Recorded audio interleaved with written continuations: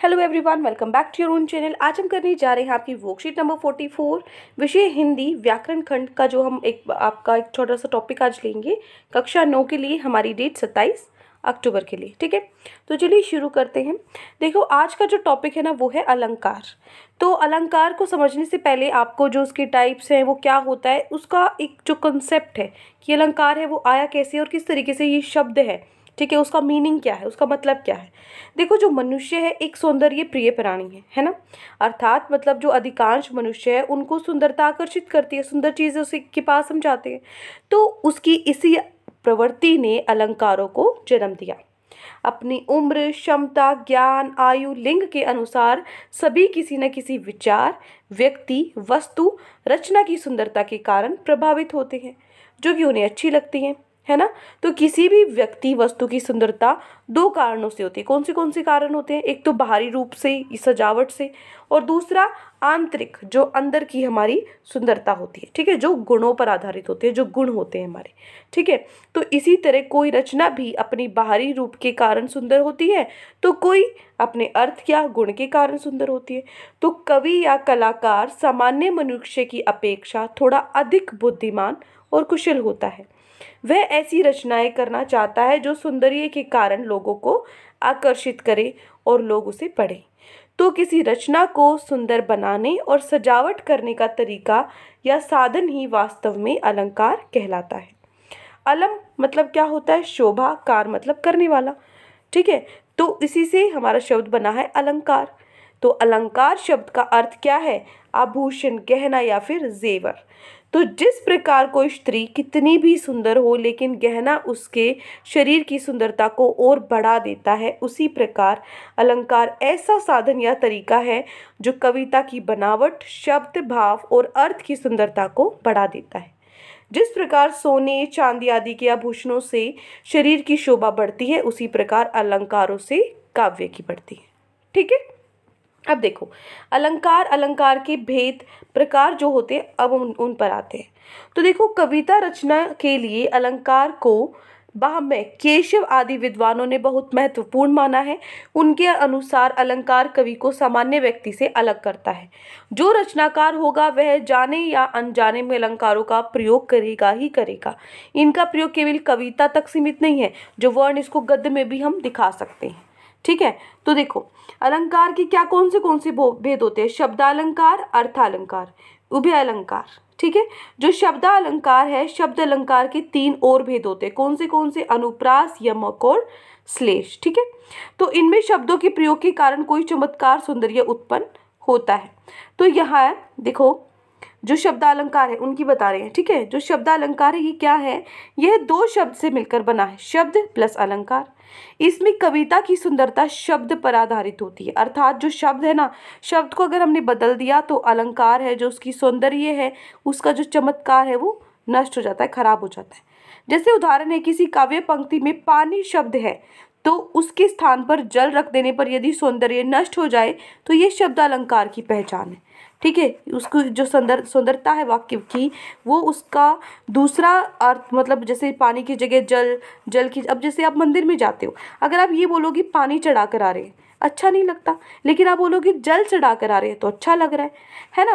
तो ये शब्दालंकार में भी ऐसे ही होता है कि जब आप उसमें जो मीनिंग रखने पर उसका जो सुंदरता है, उसका जो सौंदर्य है वाक्य का नष्ट हो जाता है, तो वो शब्द अलंकार की पहचान है। तो शब्द के 2 रूप होते हैं, ध्वनि, ठीक है, जो सुनाई पड़ता है, और अर्थ, जो समझ में आता है। तो ध्वनि के आधार पर शब्दालंकार बनता है। इस अलंकार में वर्ण या शब्दों की लयात्मकता और संगीतात्मकता होती है, अर्थात मतलब चमत्कार नहीं होता। और शब्दालंकार का आधार क्या है? वर्ण, शब्द और वाक्य होते हैं, ठीक है। अब जो शब्दालंकार है उसके जो भेद हम कर रहे थे, अनुप्रास, यमक और श्लेष, इन तीनों के बारे में भी जान लेते हैं।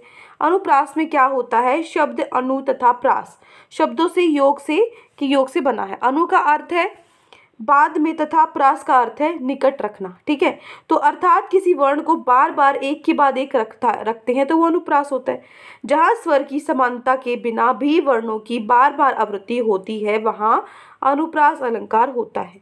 इसमें एक ही वर्ण का बार बार प्रयोग किया जाता है, जैसे कि मुदित महीपति मंदिर आए, सेवक सचिव सुमंत्र बुलाए। इसमें पहले पद में जो म है, देखो मुदित महोपति मंदिर, म का बार बार प्रयोग होता है, तो म वर्ण की आवृत्ति, और दूसरे में सेवक सचिव सुमंत्र, स की वर्ण की आवृत्ति हुई है, तो इस आवृत्ति में संगीतमता या आ गई है, इसलिए ये क्या है, अनुप्रास अलंकार है। ठीक है, उसके बाद है यमक। यमक क्या होता है, देखो जब किसी वाक्य काव्य पंक्ति में एक ही शब्द का दो बार प्रयोग हो लेकिन दोनों बार अलग अलग है उसका मतलब, वो यमक होता है। जैसे कनक कनकते सो गुनी मादकता अधिकाए, वह वा खाए बेराए नर व पाए बेराए। तो यहाँ पे जो कनक, देखो कनक कनक कनकते सो गुनी, यहाँ पे जो कनक शब्द दो बार प्रयोग हुआ लेकिन अर्थ दोनों का अलग है, जिसमें एक कनक का अर्थ है धतूरा और दूसरे कनक का अर्थ है स्वर्ण। ठीक है, तो ये क्या है, यमक अलंकार है। फिर आता है श्लेष। श्लेष में क्या है, श्लेष का अर्थ होता है मिला हुआ, चिपका हुआ। तो जहाँ काव्य में ऐसे शब्द का प्रयोग हो जिसका विभिन्न प्रसंग के अनुसार एक से अधिक अर्थ निकलता है, उसे श्लेष अलंकार कहते हैं। इस अलंकार में उनके अर्थ वाले शब्दों का प्रयोग किया जाता है। जैसे रहीमन पानी राखिए, बिन पानी सब सुन, पानी गए न उबरे मोती मानुष चुन।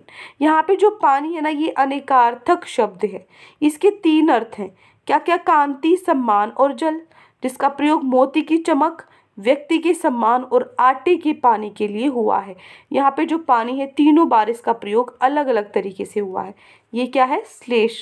ठीक है, चलिए अब आपको समझ में आ गया अलंकार। पहले हमने शब्दालंकार कर लिए हैं।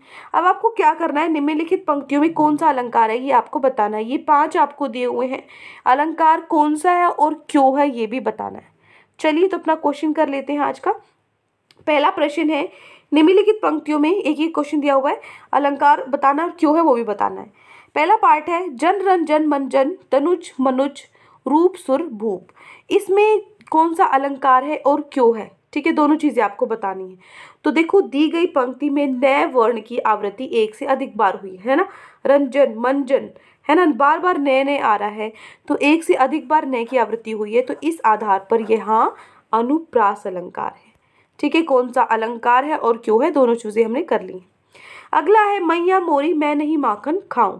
तो इस काव्य पंक्ति में मैं वर्ण कई बार आया है ना, मैया मोरी है ना, तो इसीलिए यहाँ अनुप्रास अलंकार है, क्योंकि एक से ज्यादा बार, अधिक बार कोई वर्ण की आवृत्ति है तो अनुप्रास अलंकार होता है। ठीक है, ये हो गया दूसरा पार्ट। आगे बढ़ते हैं। तीसरा है, काली घटा का घमंड घटा। इसमें बताइए क्या है, काली घटा का घमंड घटा। इसमें दिए गए वाक्य में घटा शब्द का प्रयोग 2 बार किया गया है और दोनों बार उसके प्रयोग का अर्थ भिन्न है। पहले प्रयोग का अर्थ है बादल, काली घटा मतलब काले बादल, और घमंड घटा दूसरे प्रयोग का अर्थ क्या है, कम होना, घमंड घटना, कम होना। तो इसलिए ये क्या है, यमक अलंकार है। ठीक है ना, एक शब्द जो है बार मतलब उसकी मीनिंग अर्थ अलग अलग है। ठीक है ना, ये क्या है, यमक अलंकार।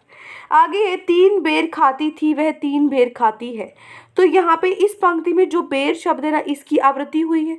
आवृत्ति में देखो गैप रखो। ठीक है, तो यहाँ पे इस पंक्ति में जो बेर शब्द है इसकी आवृत्ति हुई है और दोनों बार भिन्न अर्थ है।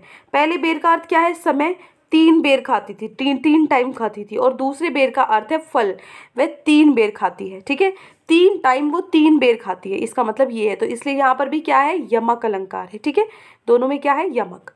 हो गया आपको अच्छे से क्लियर।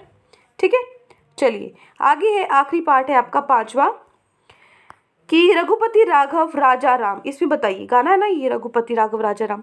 इस पंक्ति में जो रे है, देखो रघुपति राघव राजा राम, रे बार बार आ रहा है, तो इस पंक्ति में रे वर्ण की आवृत्ति हुई है, अतः ये क्या है, अनुप्रास अलंकार है। ठीक है ना, देखो यहाँ पे ये लगा लेना, अतः ये अनुप्रास अलंकार है क्योंकि वाक्य में एक ही वर्ण का बार बार प्रयोग किया गया है। क्लियर। तो ये हो गया आपका आज का क्वेश्चन, अलंकार थे, बहुत ही इंटरेस्टिंग थी। ठीक है, कोई भी डाउट है कहीं पर भी, किसी भी पार्ट में, पूरी वर्कशीट में, किसी भी क्वेश्चन में, तो कमेंट सेक्शन में आप मुझसे पूछ सकते हैं। और अगर आपको लेक्चर अच्छा लगे तो चैनल को सब्सक्राइब कर सकते हैं, वीडियो को लाइक कर सकते हैं। आज के लिए इतना ही, मिलते हैं नेक्स्ट वीडियो में। Till then take care, bye bye.